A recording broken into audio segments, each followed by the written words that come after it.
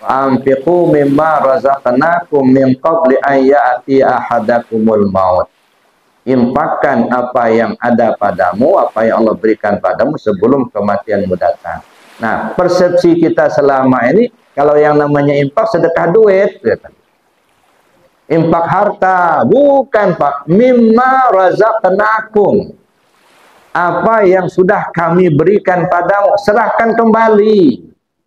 Jadi wa anfiqu mimma razaqnakum itu artinya serahkan apa yang sudah kami berikan padamu sebelum kematianmu datang.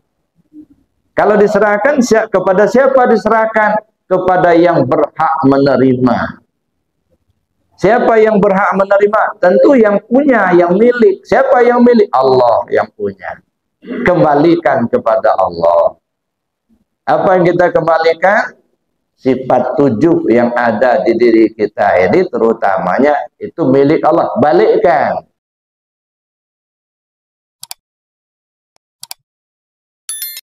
Carilah siapa diri kita ini.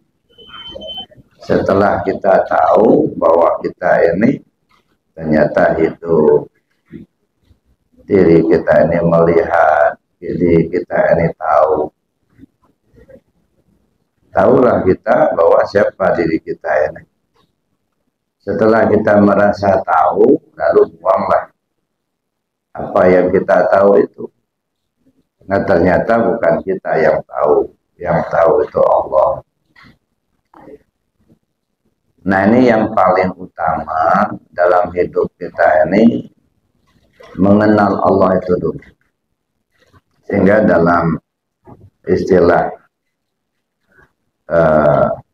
orang tasawuf, awwalu wajibin 'alal insani ma'rifatul ilahi bistiqani.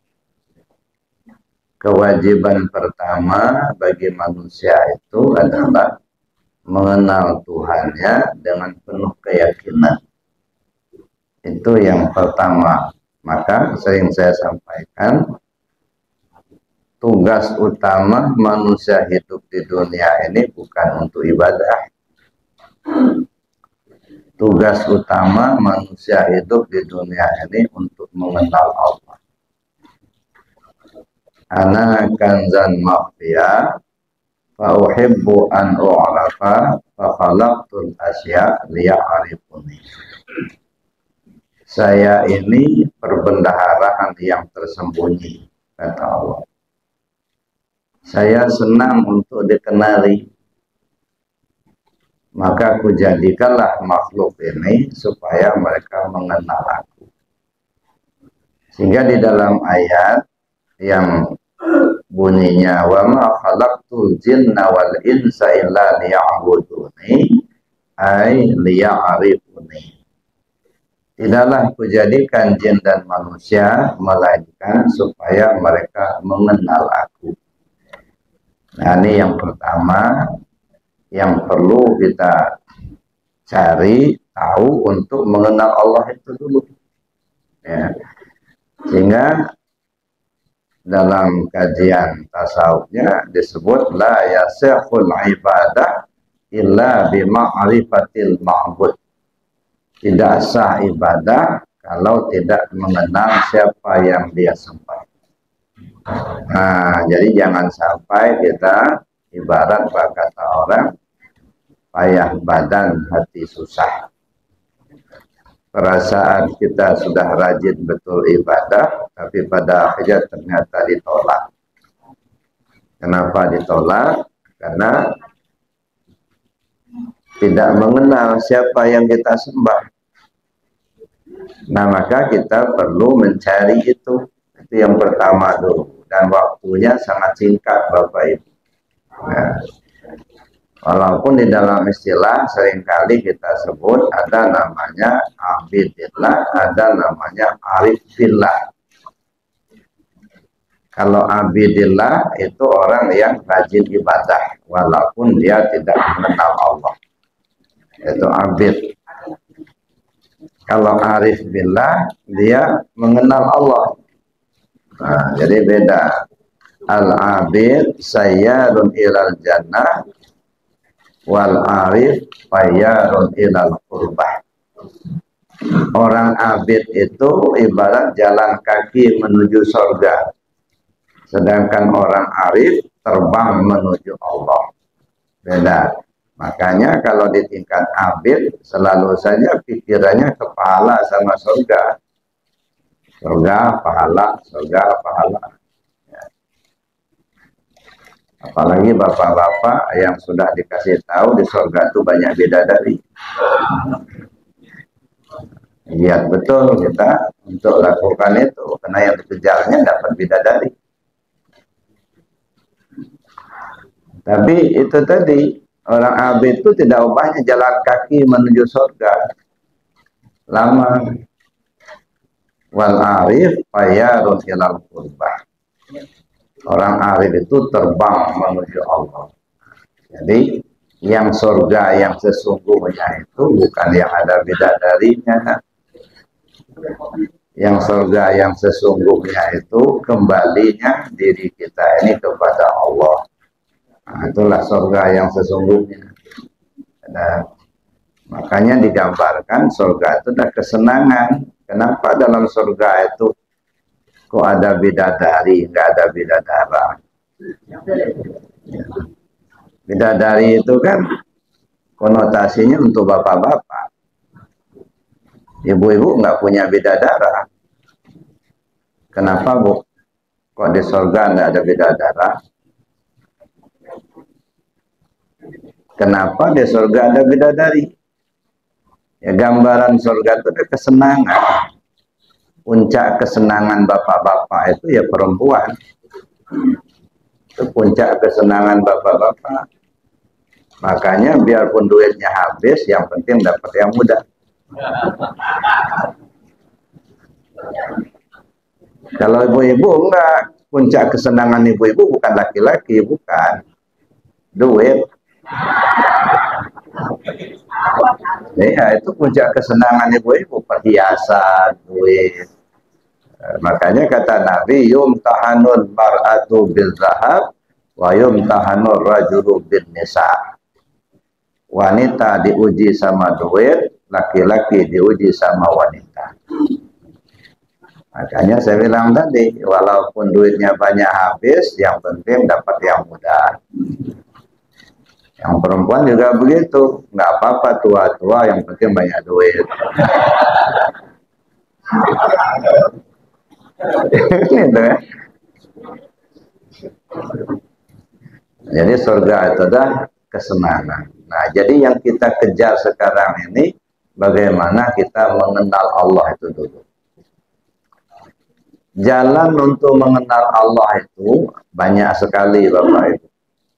Nah, banyak jalan kita untuk mengenal Allah. Tapi paling utama ada dua jalan. Nah, adapun kita mengaji tarekat, makna tarekat jalan kepada Allah. Jadi tarekat itu ada tarekat dalam pengertian amaliyah, ada tarekat dalam pengertian ilmiah. Kalau tarekat dalam pengertian amaliyah itu zikir. Ada tarekat Qadiriyah, ada tarekat Naqsabandiyah, ada tarekat Satariyah, ada tarekat Samaniyah, dan macam-macam. Tapi intinya sama, itu perjalanan menuju Allah dengan cara beramal. Itu tarekat dalam pengertian amaliyah. Tapi ada tarekat dalam pengertian ilmiah.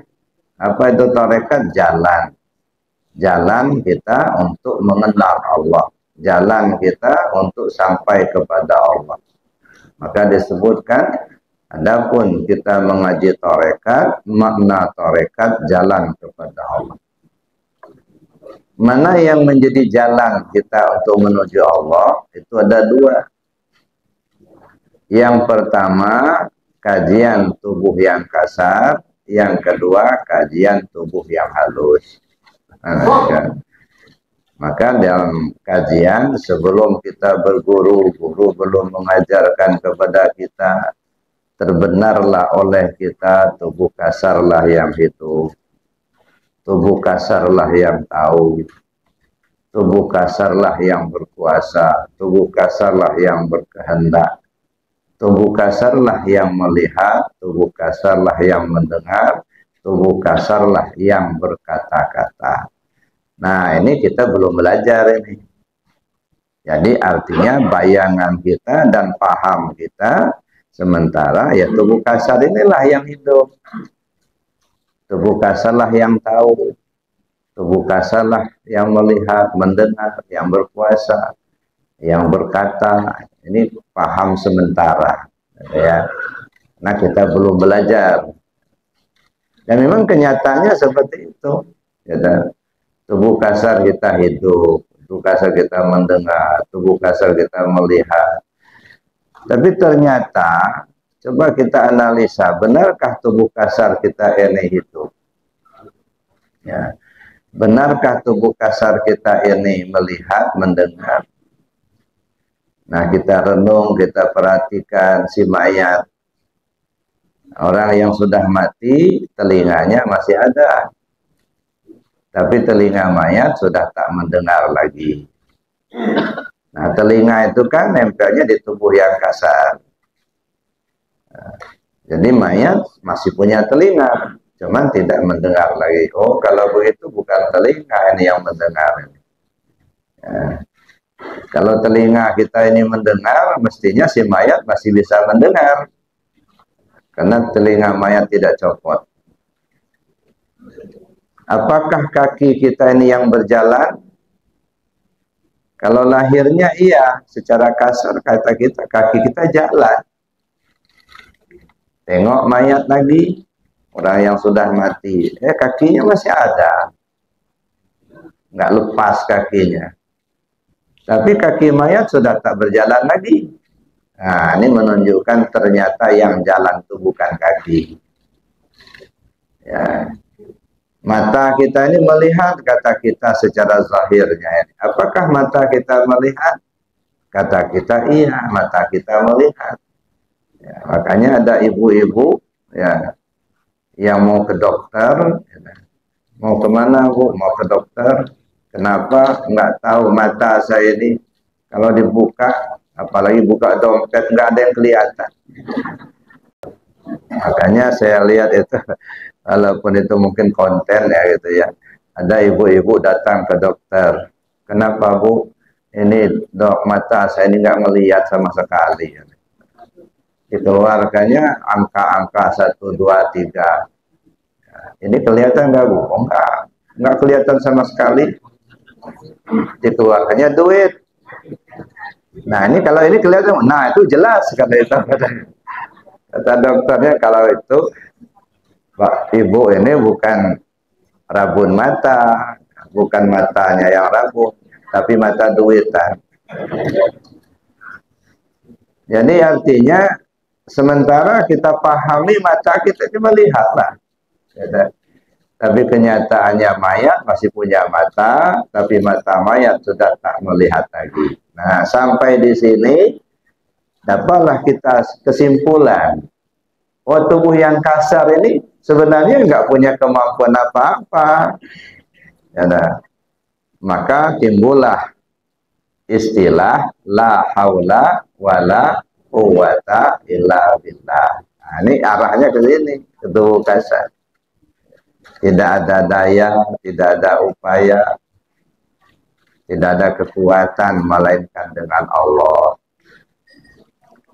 Sama ketika kita mendengar azan, hayya 'alas shalah, kita jawab la haula wala quwata illa billah. Tiada daya, tiada upaya, artinya tiada kemauan, tiada kemampuan untuk melaksanakan sholat itu melainkan dengan Allah. Sudah kita omongin ketika dengar azan, kita masih di rumah, la haula wala quwata illa billah. Tidak ada kemampuan, tidak ada kemauan kecuali dengan Allah. Keluar rumah kita, jalan kita. Nah, kalau tadi tidak ada kemauan, tidak ada kemampuan, tidak ada kekuatan, tapi bisa jalan. Nah, yang jalan itu siapa itu? Kata kita nggak ada kemauan, nggak ada kekuatan. Tapi ternyata dia ada maunya datang ke masjid, ada kekuatan dia jalan. Nah, kira-kira yang jalan itu siapa? Ini yang perlu kita kaji lebih jauh nanti. Jadi Bapak Ibu yang saya hormati, nah inilah gambaran tubuh yang kasar. Maka kalau dikatakan la haula wala quwata illa billah, itu artinya apa? Tidak ada kemampuan, tak ada kemauan.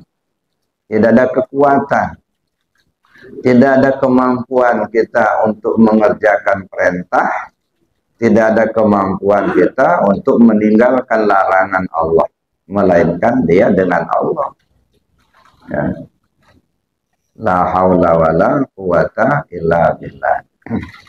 Mengerjakan perintah itu aktif, meninggalkan larangan pasif.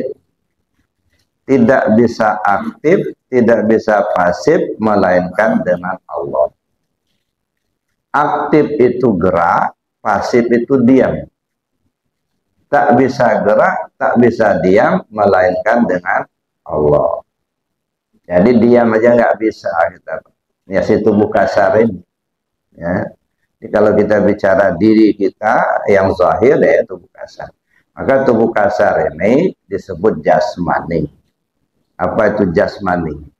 Jasmani, ya jas itu baju, mani ya mani, baju dari mani. Si jasmani ini baju dari mani. Oh, kalau begitu tubuh kasar ini baju, casing. Ya, jangan kita tertipu dengan tubuh yang kasar, Bapak Ibu. Tubuh yang kasar ini jasmani atau disebut dengan tubuh basyari. Atau disebut juga dengan apa namanya ayan kharajiyah.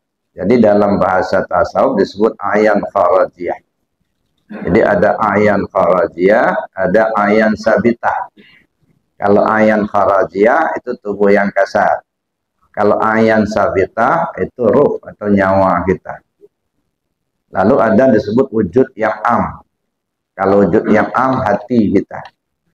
Ada wujud muhat. Kalau wujud muhat rahasia pada kita. Ya.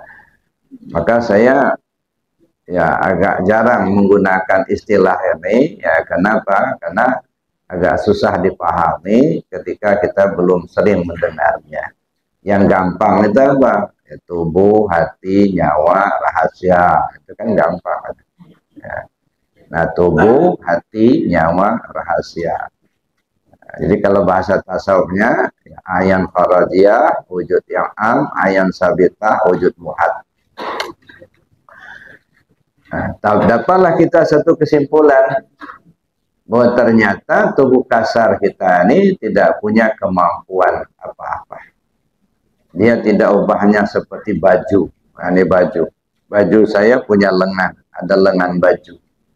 Karena sedang kita pakai, lalu ketika saya angkat tangan, lengan baju terangkat. Kalau saya turunkan tangan saya, lengan baju turun. Jadi yang turun naik itu bukan lengan baju, tapi tangan saya. Nanti di rumah, saya buka baju, saya gantungkan. Lengan baju tak lagi naik turun. Kalau masih juga naik turun, nah ini hati-hati. Jangan-jangan ada jelangkung. Ada. Nah, jadi artinya ketika sudah buka nggak bisa naik. Nah begitulah ketika sudah mati nggak bisa buat apa-apa lagi.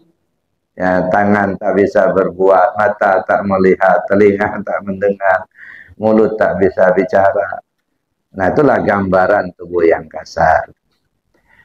Sesudah kita berguru, guru sudah mengajarkan kepada kita, ternyata hidup tubuh yang kasar karena hidup tubuh yang halus. Tubuh yang kasar hidup karena adanya tubuh yang halus. Mendengar tubuh yang kasar karena tubuh yang halus yang mendengar. Melihat tubuh yang kasar karena melihatnya tubuh yang halus. Berkuasanya tubuh yang kasar karena berkuasanya tubuh yang halus. Berkehendaknya tubuh yang kasar karena berkehendaknya tubuh yang halus. Berkata-kata tubuh yang kasar karena berkata-kata tubuh yang halus. Nah, sampai di sini pahamlah kita. Ini namanya mi'raj jasmani. Ya. Mi'raj jasmani, kita naik dari tubuh yang kasar, kita tinggalkan tubuh yang kasar, masuk kita ke tubuh yang halus.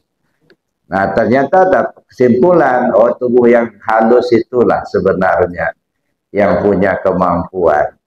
Ya, yang hidup tubuh yang halus, yang tahu tubuh yang halus, yang berkuasa tubuh yang halus, yang berkehendak tubuh yang halus, yang melihat tubuh yang halus, yang mendengar tubuh yang halus, yang berkata-kata itu pun tubuh yang halus. Ya. Ya. Makanya ada pantun Lampung gitu.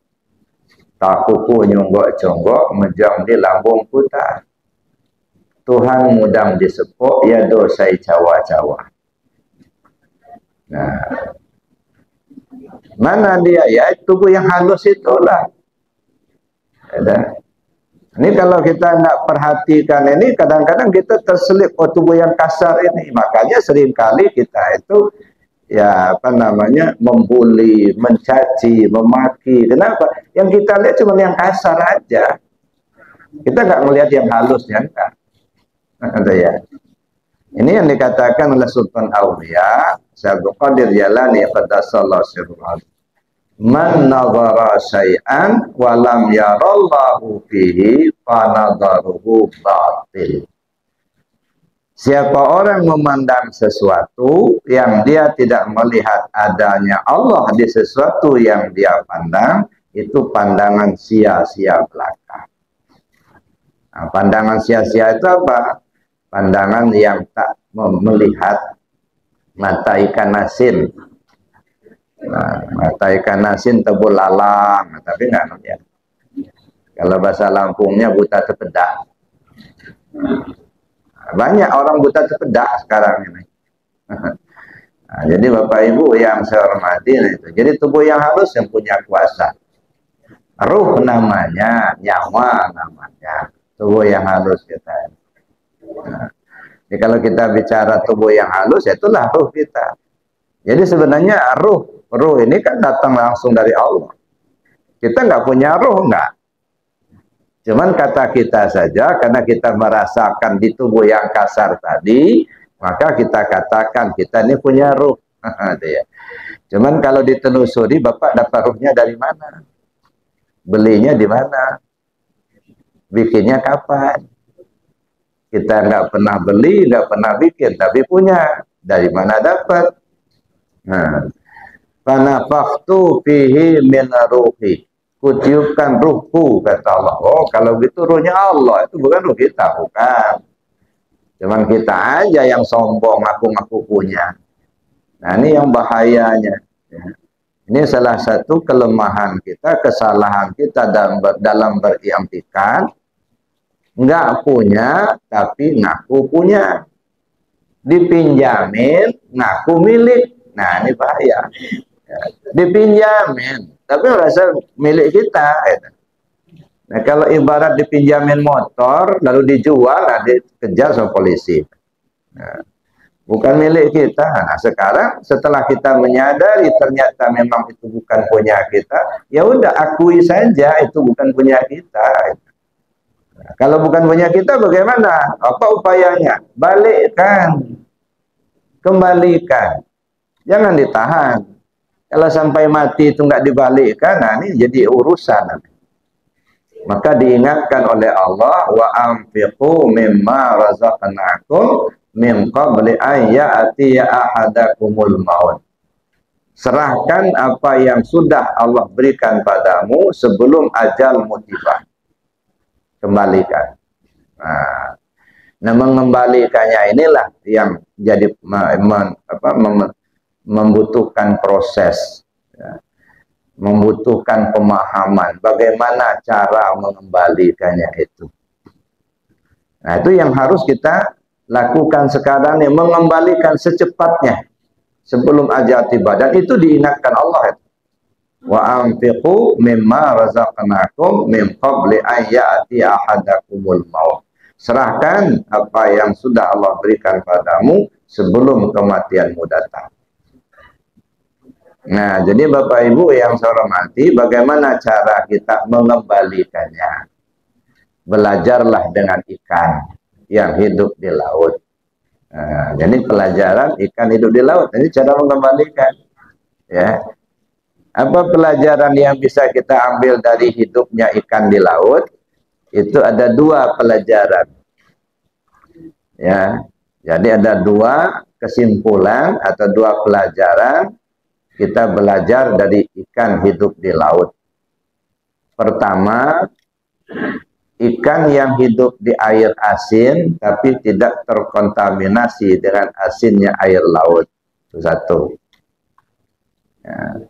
Mengapa ikan yang hidup di air asin walaupun bertahun-tahun tapi tetap tawar, tidak asin? Jadi asin itu nggak bisa masuk kepada daging ikan itu. Kenapa? Karena ikannya masih hidup. Nah, begitu juga kita. Kalau hati kita hidup dengan zikir kepada Allah, insya Allah tidak akan terkontaminasi dengan dunia yang fana ini. Tidak akan nyangkut pula hati kita sama jabatan.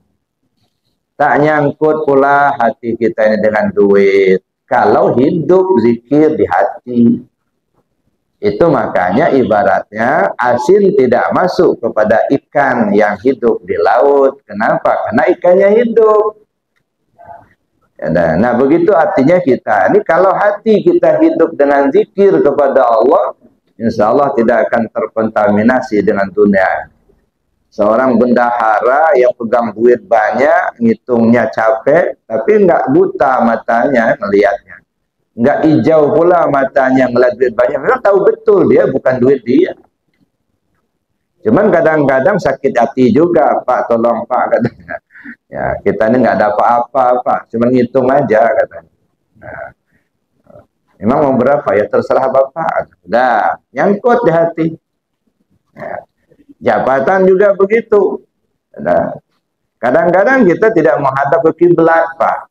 Makanya dulu pernah saya katakan, kenapa orang yang sudah meninggal, ya kan, ada talqin mayat, segala, ya, orang sudah meninggal dari kubur, kembang sudah ditabur, nah duduklah seorang ustadz baca talqin mayat.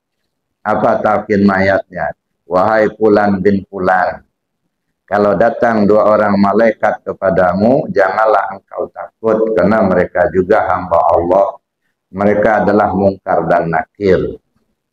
Apabila mereka bertanya kepadamu, siapa Tuhanmu, siapa nabimu, siapa imammu, kemana kiblatmu, siapa saudaramu, jawablah dengan lisan yang fasih, Allah Tuhanku, Muhammad nabiku, Al-Quran imamku, Baitullah kiblatku, muslimin muslimat saudaraku. Ini kapan disampaikan? Setelah dikubur dalam tanah. Dengan tidak bermaksud menyalahkan, tetapi coba lihat dengan pandangan ma'rifat. Ya. Siapa yang diajar? Yang mayat yang dikubur. Kalau zahirnya mana? Dikubur di tanah. Siapa itu mayat? Diri orang yang sudah mati. Mana diri? Nah, ini kuburan. Jasad kita ini ibarat kuburan, Pak. Inilah kuburan yang berjalan. Nah, ini jasad kita inilah. Kuburan yang berjalan. Yang terkubur siapa? Ya diri kita lagi terkubur di dalam ini. Nah, sedang terkubur sekarang, coba tanya. Ya, nah? Tanya. Wahai Sulyadi, siapa Tuhanmu? Ini maaf, kayak Suryadi terus yang jadi contoh. Karena beliau ini yang nampak terang di mata. Bukan yang lain tak terang, yang lain terang juga. Cuma kena di azan tadi kedengaran. Jadi itu Bapak Ibu. Nah, Jadi diri kita yang sedang terkubur sekarang ini, ini yang ditanya. Ini kan bahasa kiasan. Ya. Kalau kita pikir orang sudah mati diajarin, lagi hidup aja susah hafal. Udah mati, baru diajar siapa Tuhanmu? Lagi hidup aja nggak paham-paham. Tapi bahasa itu bahasa kiasan, apa itu? Yang dikubur itu tanya, ya, ajarin. Nah, bagaimana ngajarinya? Talqin zikir. Ya. Coba tanya ke diri kita, siapa Tuhanmu? Jawab dengan lisan yang fasih. Artinya apa? Dengan keyakinan yang benar. Kalau lisan yang fasih itu orang dah mati, al-yauma nakhtimu ala afwahihim wa tukallimuna aydihim wa tashhadu arjuluhum bima kanu yaksibun. Udah dikunci lidahnya, enggak usah ngomong lagi. Tapi bahasa jawab dengan lisan yang fasih, artinya dengan keyakinan yang benar. Siapa yang bertanya? Mungkar dan nakir. Nah, nanti itu kalau dikubur itu mungkar nakir. Nah, sekarang coba tanya gambaran, bayangan mungkar dan nakir. Coba tanya dengan pikiranmu, tanya dengan nafsu. Jawab dengan hati nurani. Jujur. Siapa Tuhanmu? Allah Tuhanku. Yang nanya siapa? Akal. Pikirin, benar enggak kau ini sudah bertuhan sama Allah? Udah tahu belum sama Tuhanmu itu? Jangan nafsu aja, saya bertuhan sama Allah tapi kena Allah juga enggak. Nah, nyesal nanti. Ya. Kemana kiblatmu? Baitullah kiblat. Berkiblat enggak dalam hidupmu ini? Kadang-kadang kita tidak berkiblat ke Baitullah. Mana Baitullah? Ini hati nurani kita, ini Baitullah. Qalbul mu'minin Baitullah. Inilah Baitullah. Berkiblat enggak ke situ dalam hidupmu ini? Dalam memilih, dalam pemilu, berkiblat ke sini enggak atau ke duit kiblatnya? Banyak kita enggak berkiblat ke sini. Kiblatnya ke duit, kiblatnya ke jabatan, kiblatnya ke atasan. Enggak kiblat ke sini. Ya, makanya seringkali bertolak belakang antara keyakinannya dan yang dia kerjakan. Ujung-ujungnya stroke, Pak. Kenapa? Ya bertentangan terus begitu. Hati nurani nggak terima, tapi dia mau melaksanakan ini, mesti dikerjakan. Nah, udah, nggak berkiblat ke sini. Nah, coba, benar nggak kita berkiblat ke Baitullah? Menghadap ke Baitullah. Setiap gerak kita, setiap langkah kita, ketika kita melakukan sesuatu, bertanya nggak ke sini? Berkiblat nggak dengan hati nurani kita ini? Sekarang. Siapa imammu? Al-Quran imamku. Kau ikuti enggak imam itu? Namanya imam kan diikuti. Ya. Imam berdiri, makmum berdiri, imam ruku, makmum ruku, kan begitu. Itu diikuti. Apa petunjuknya dalam Al-Quran? Kita ikuti. Kadang-kadang kita ini belum yakin betul kalau Al-Quran itu membawa kedamaian.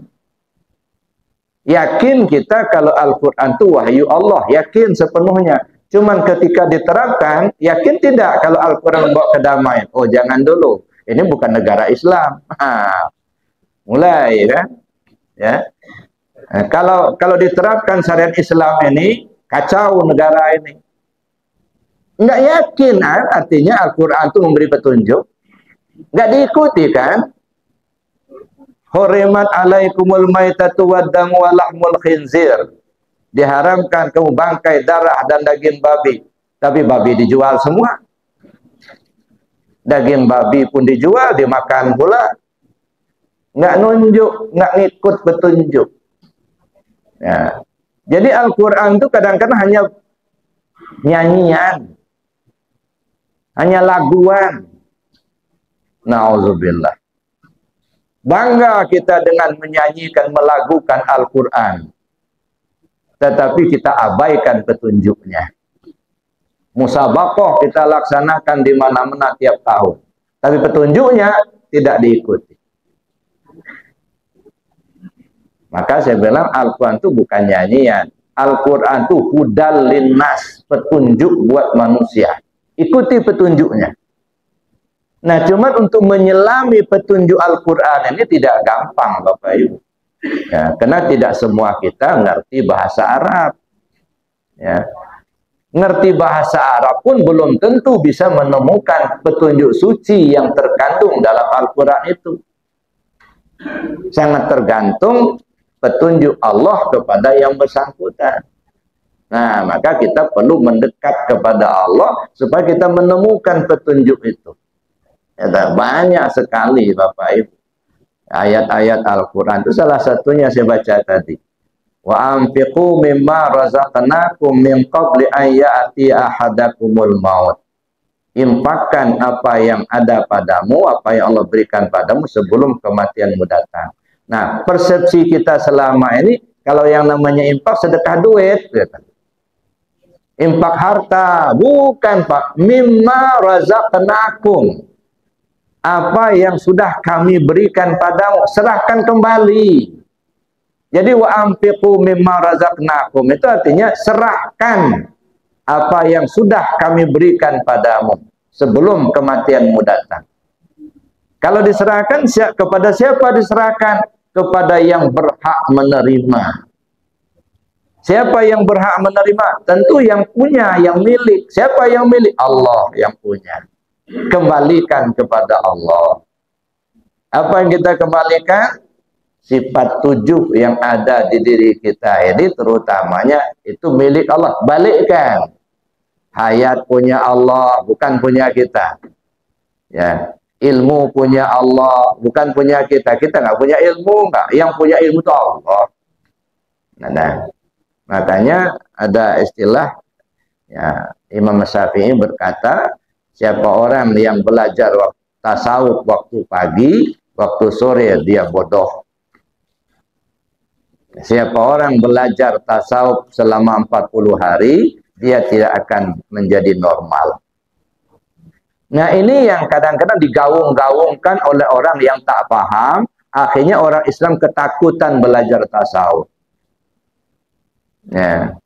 Siapa orang belajar tasawuf di waktu pagi, di sore hari dia bodoh. Maksudnya bukan bodoh idiot. Tidak mengaku kalau dirinya yang tahu. Yang tahu itu Allah. Tidak merasa kalau dirinya yang pintar itu Allah. Jadi bodoh. Jadi bukan bodoh idiot, bukan. Tidak merasa tahu.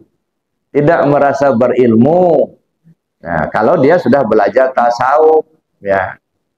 Siapa orang belajar tasawuf selama 40 hari, artinya riyadhah 40 hari, maka dia tidak akan menjadi normal.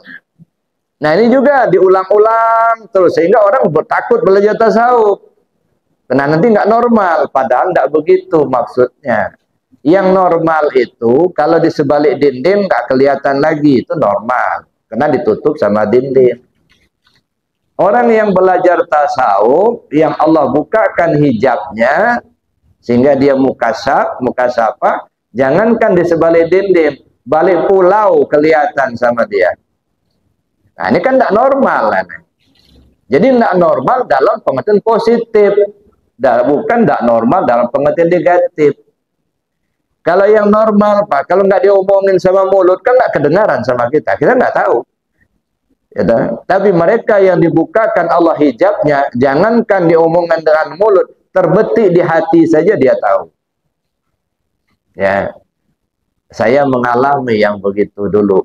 Ya, jadi saya berangkat dari Lampung mau minta talqin sama Abah di Suryalaya. Ya, ikut manakib. Ya, saya manakib. Ya, karena belum sempat ketemu Abah. Nah, saya minat. Nah, mau minta talqin besok subuh. Begitu selesai subuh, saya ini di sana belum ketemu pengasah Abah. Ya. Tapi niat dari Lampung saya mau minta talqin sama Abah.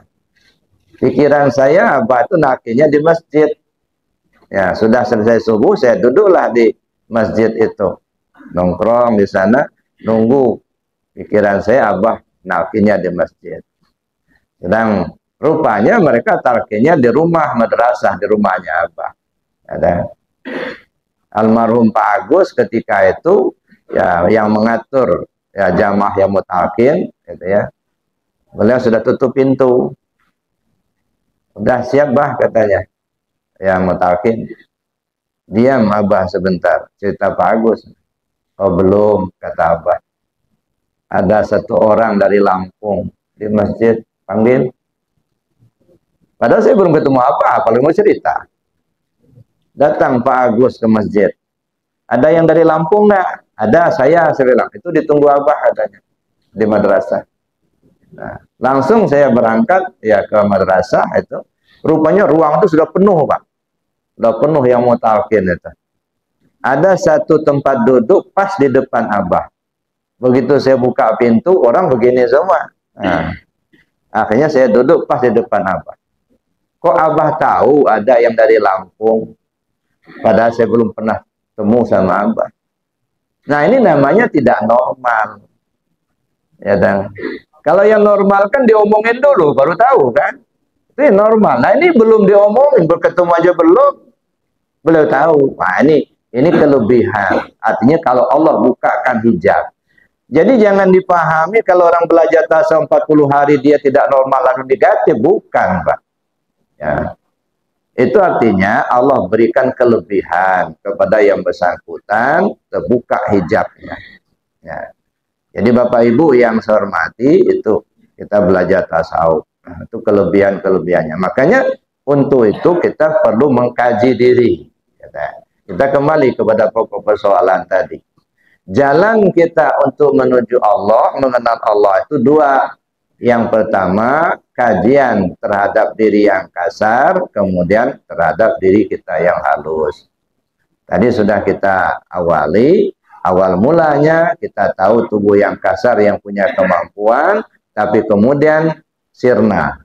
Tubuh yang kasar tidak punya kemampuan apa-apa, ya ternyata tubuh yang halus itulah yang tahu, tubuh yang halus itu yang hidup, tubuh yang halus itulah yang berkuasa, yang berkehendak, yang melihat, yang mendengar, dan yang berkala.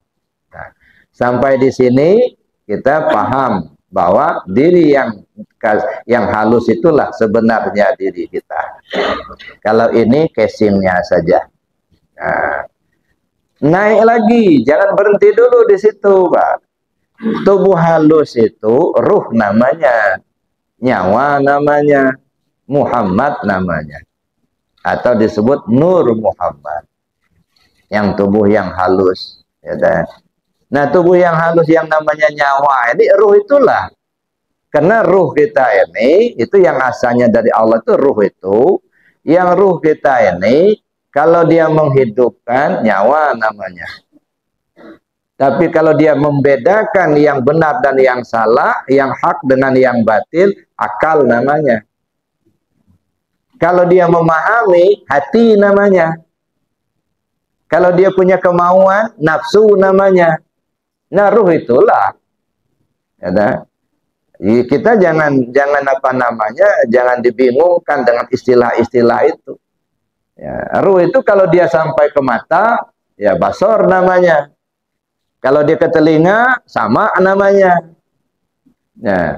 Makanya dari sekian banyak istilah, ya pekerjaannya, tugasnya sama dengan satu orang, misalnya Pak Suliadi lagi. Dia kalau lagi azan muazin kata orang. Tapi kalau dia di bengkel, nah bengkel kata orang. Ya. Kalau dia dari dagang, ya kalau dijualan, pedagang kata orang. Tapi kalau dia lagi nyangkul di sawah, di ladang, petani kata orang. Ya inilah orangnya. Ya dah. Makanya suhudul wahdah fil kasrah. Pandang satu dalam banyak. Ya. Ketika kita memandang satu, terlihat banyak. Tapi ketika kita memandang banyak, terlihat satu. Nah, ini makanya ada kajian suhud. Ada 3 tingkatan suhud. Suhudul wahdah fil wahdah, suhudul wahdah fil kasrah, suhudul kasrah fil wahdah. Nah, insya Allah pada kesempatan lain kita coba kaji itu. Nah, tapi kita lihat dulu yang satu ini. Ini kan belum selesai. Nah, baru sampai kita tubuh yang halus, Pak. Udah kita tinggalkan tubuh yang kasar nih. Ya dah. Tubuh yang halus kita kukus sekarang. Ternyata tubuh yang halus itu ruh. Ruh itu apa? Panafakhtu fihi min ruhi. Kutiupkan ruhku. Ruhnya siapa? Ruhnya Allah. Berarti ruh itu ada yang menghidupkan. Ruh itu tidak bisa hidup sendiri tanpa hayat Allah. Ya. Ruh itu tidak bisa mendengar tanpa samanya Allah. Ruh itu tidak bisa melihat tanpa basarnya Allah. Oh, kalau begitu yang hidup itu siapa? Allah yang hidup, bukan ruh. Naik lagi, ini namanya mi'raj Ruhul Qudus. Dari mi'raj jasmani sampai kita kepada ruhani. Ini melihat lagi ke atas, mi'raj Ruhul Qudus, naik kita kepada Allah. Berarti Allah lah yang tahu, Allah lah yang hidup, Allah yang kuasa, Allah yang mendengar, Allah yang melihat, Allah lah yang berkalam. Nah, hilang tubuh yang kasar, hilang pula tubuh yang halus, yang terlihat Allah. Nah, Allah yang melihat, Allah yang mendengar, Allah yang hidup, Allah yang tahu. Nah, bagaimana kita menghilangkan keakuan diri kita itulah. Ngaku-ngaku kita yang pinter, buang jauh-jauh itu. Ya dah. Kita nggak tahu apa-apa, yang tentu Allah. Contohnya begini, ini warna apa, Bu? Hitam, kata kita. Kata Allah, ini warna apa ini? Ya hitam juga, karena kita tahu hitam dikasih tahu sama Allah. Sebelum dikasih tahu Allah dulu nggak tahu kita ini warna apa. Coba tes, bayi baru lahir tanya, jabang bayi ini warna apa nih? Hehehe. Nggak tahu dia. Kenapa? Ya belum dikasih tahu. Wa 'allama Adamal asma'a kullaha. Allah mengajar Adam itu dengan berbagai nama. Ini namanya air, ini namanya api. Oh, tahulah kita. Oh, ini namanya besi, ini namanya tajam. Ya, ini panas, ini dingin. Itu nama-nama. Tahu kita. Siapa yang ngasih tahu? Ya Allah. Kalau begitu yang berilmu siapa? Allah yang berilmu, bukan kita. Ya, nah, setelah kita paham itu, berarti kita nggak tahu apa-apa. Yang tahu hanya Allah. Nah, maka kita kembalikan semuanya kepada Allah. Diri kita nggak tahu. Yang ada hanya Allah. Nah, bagaimana kita merasakan, ya, merasakan ketiadaan diri kita. Makanya dulu saya katakan, yang namanya iman itu ada 3 tingkatan. Ada imannya anak-anak, ada imannya orang dewasa, ada imannya orang tua. Imannya anak-anak apa? Percaya Allah melihat, percaya Allah mendengar. Itu mah imannya anak-anak.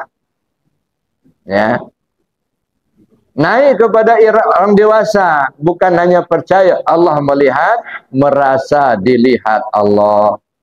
Bukan hanya percaya Allah mendengar, merasa didengar Allah. Bukannya percaya Allah itu ada, tapi merasa bersama Allah. Untuk tingkat ini nggak masalah, karena itu makom dia. Tapi ketika kita naik ke imannya orang tua, apa imannya orang tua? Merasakan ketiadaan diri kita, yang ada hanya Allah. Nah, ketika kita berada pada makom ini, makom yang ketiga ini, maka mereka yang berada pada makom pertama dan kedua itu syirik semua itu. Masih syirik, Pak. Kenapa masih syirik? Masih merasa Allah itu melihat, dia juga melihat. Diri kita melihat. Dua yang melihat. Percaya Allah mendengar, kita juga yakin kita ini mendengar. Dua yang mendengar. Bersama Allah, berarti Allah ada, kita ada. Dua yang ada. Nah, di situ letak syiriknya itu. Ya, nah, bagaimana supaya tidak syirik? Buang adanya kita. Maka iman orang tua apa? Merasakan ketiadaan diri kita, yang ada hanya Allah. Nah, tetapi merasakan ketiadaan diri kita ini nggak gampang. Ya, harus masuk ke rasa. Bukan hanya masuk ke pengetahuan. Kalau masuk pengetahuan hanya di otak, nggak masuk ke rasa. Tapi masuk ke rasa. Nah, untuk mendapatkan itu dua jalan yang perlu ditempuh. Yang pertama jalan amaliyah, yang kedua jalan ilmiah. Maka hakikat dan ma'rifat. Nah, kalau ketemu amaliyah dan ilmiah, maka disinilah ketemu nur iman dengan nur ma'rifat. Kalau nur iman membuat kita rajin ibadah. Kalau nur ma'rifat, kenal kita kepada adanya Allah. Nah, itu disebut bertemu Allah. Jadi yang bertemu Allah itu bukan bertemu kayak kita bertemu teman, ya, lalu salaman cium tangan. Ya, enggak, bertemu Allah, bertemu nur ma'rifat dengan nur iman. Bertemu paham dengan yakin. Dan seperti itu juga lah sampai ke akhirat, Pak. Makanya Allah itu enggak berubah-ubah, enggak, karena dia bersifat baqa. Bagaimana Allah itu sekarang, di akhirat ya begitulah. Enggak berubah, enggak. Makanya kalau sudah kenal dengan Allah di dunia, di sana pasti kenal. Enggak kenal sekarang, di akhirat enggak bakal kenal. Ya, man kana fi hadi ama wa fil akhirati ama wa adalla sabila. Orang yang buta tentang Allah di dunia ini, di akhirat pun dia buta. Tak kenal sekarang, di sana tak kenal. Ya, makanya kita curahkan segala kemampuan kita, pikiran kita, tenaga kita, harta kita, waktu kita untuk mengenal Allah itu, agar kita kembali ke Allah sebelum ajal tiba. Maka saya bilang tempo hari, ya, sekarang singkirkan dulu dalam pikiran kita urusan pahala sama surga. Enggak usah dulu masuk ke mindset kita itu. Ya, urusan pahala sama surga singkirkan dulu itu. Kenapa? Urusan pahala itu sebab akibat. Karena kita gunakan alat ini kan alat, ya. Mata, telinga, hidung, mulut, tangan, kaki, perut, kemaluan. Kan alat semua itu. Ketika kita gunakan berbuat baik dapat pahala, kita gunakan berbuat jahat dapat dosa. Jadi dosa pahala sebab akibat. Maka nggak perlu diminta. Kita ini kadang-kadang nyinyir aja. Mudah-mudahan amaliyah kita mendapatkan pahala dari Allah. Udah jelas, udah dikasih tahu sama Allah. Wa may ya'mal misqala dzarratin khairan yara wa may ya'mal misqala dzarratin syarran. Masih minta juga itu. Nyinyir namanya itu. Ya. Makanya saya bilang kalau barang sudah jelas ngapain diminta lagi gitu. Ikan sudah di dalam baskom, masih pancing juga. Ini namanya tidak kojo-bakojo namanya. Tidak perlu dikerjakan. Nah, yang mancing itu yang di kolam. Gitu.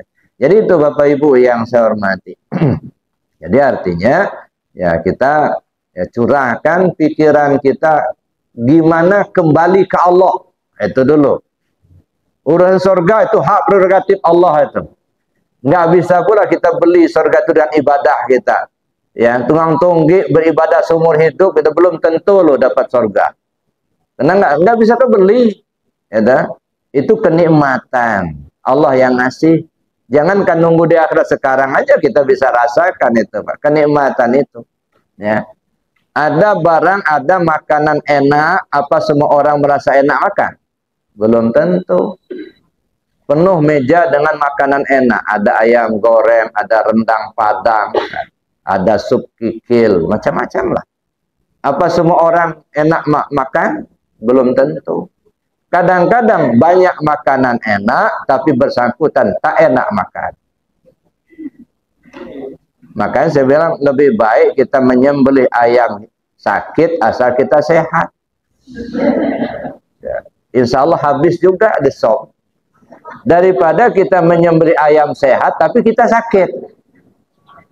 Ngelihat ada enak kita. Cuman di kita ini gitu, kalau sudah sakit banyak pertanyaan, mau makan apa?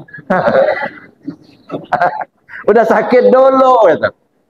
Begitu dia sehat, lahap benar makannya, ngomong pula makan terus kata. Nggak ada kerja lain, nah marah pula gitu. Kadang-kadang bingung juga gitu ya. Udah sakit nanya terus gitu, mau makan apa? Apa yang dicinta? Mau sup kikil enggak, semuanya enggak. Ya, aja ditanya memang enggak beli gitu. Ya. Begitu dia sehat pulang ke rumah lahap makan, marah pula kita. Kerjanya makan terus katanya. Pantasan gendut katanya. Jadi Bapak Ibu yang saya hormati, nah itu dah sampailah kita ke pemahaman itu, kembali kepada Allah. Nah, hilangkan pikiran kita di surga, pahala itu. Urusan kita kembali ke Allah dulu. Inna lillahi wa inna ilaihi raji'un. Apa itu inna lillahi wa raji'un? Kalau bahasanya, sesungguhnya kami milik Allah, sesungguhnya kami akan kembali kepada Allah. Itu mah bahasa. Apa pengertiannya secara ma'rifat? Inna lillahi wa inna ilaihi raji'un. Dulu kamu itu Allah, sekarang balik ke Allah lagi. Itu inna lillahi wa raji'un. Nah, makanya saya bilang ya bukan pengantar pengumuman kematian.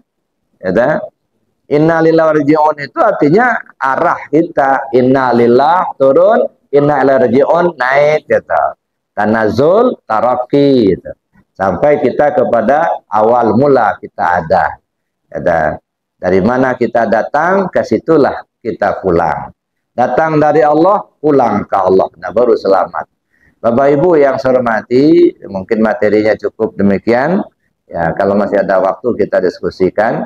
Sementara saya akhiri dulu. Assalamualaikum warahmatullahi wabarakatuh. Keterbatasan waktu, maka disediakan 2 pertanyaan saja.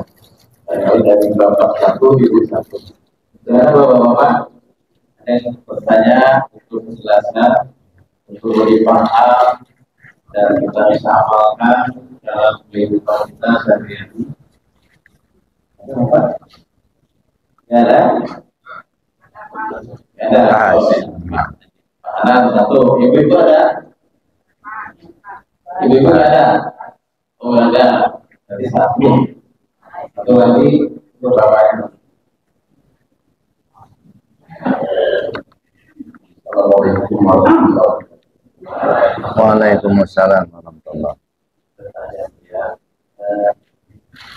Kita mengenal di mengapa kita ini susah ya.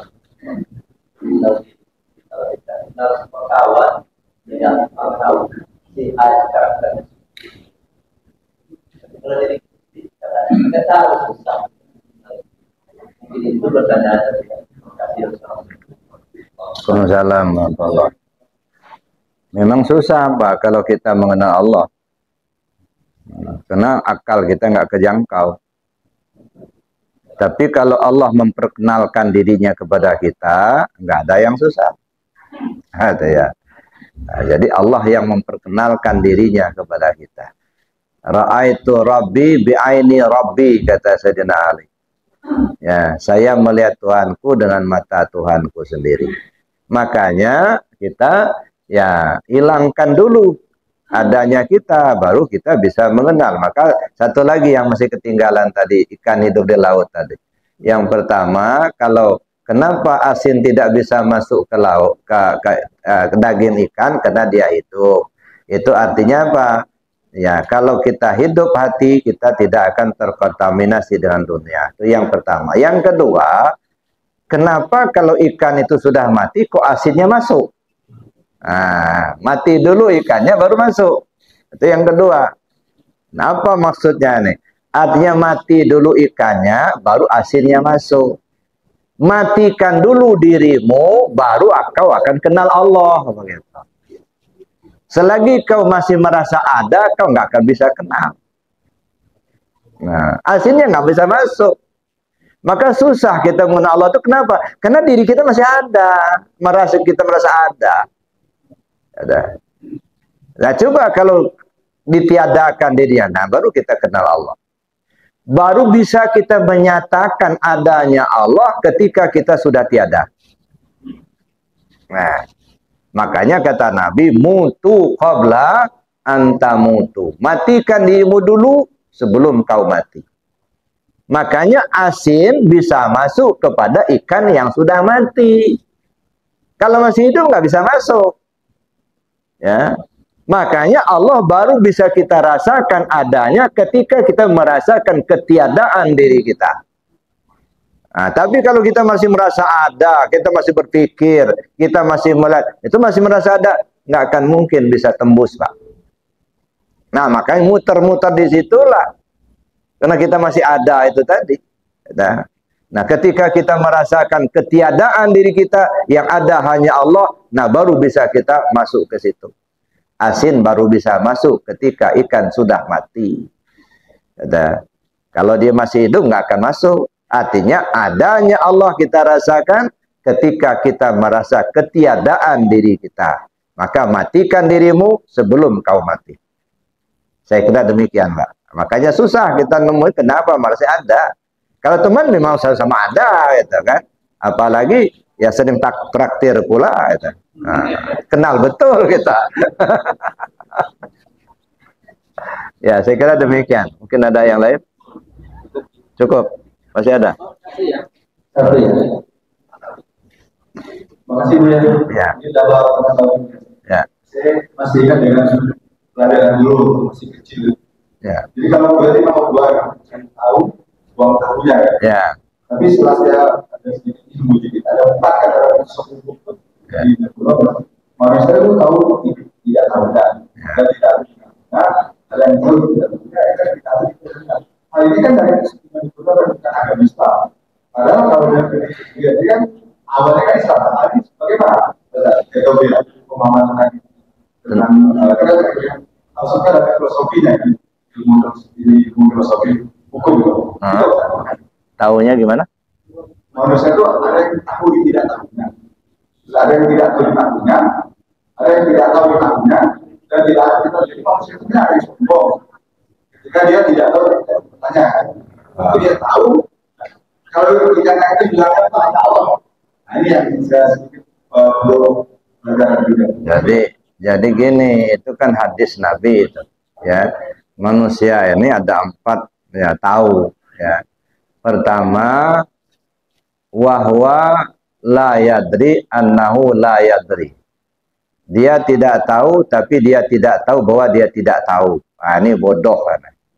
Ya, bodoh murakkab, jahil murakkab, bodoh asli. Dia tidak tahu tapi dia tidak tahu kalau dia tidak tahu. Nah, merasa tahu. Ada ya. Itu satu. Yang kedua, ada orang yang tidak tahu tetapi dia tahu kalau dia tidak tahu. Maka dia mau belajar. Nggak sungkan-sungkan dia belajar sama anak kecil.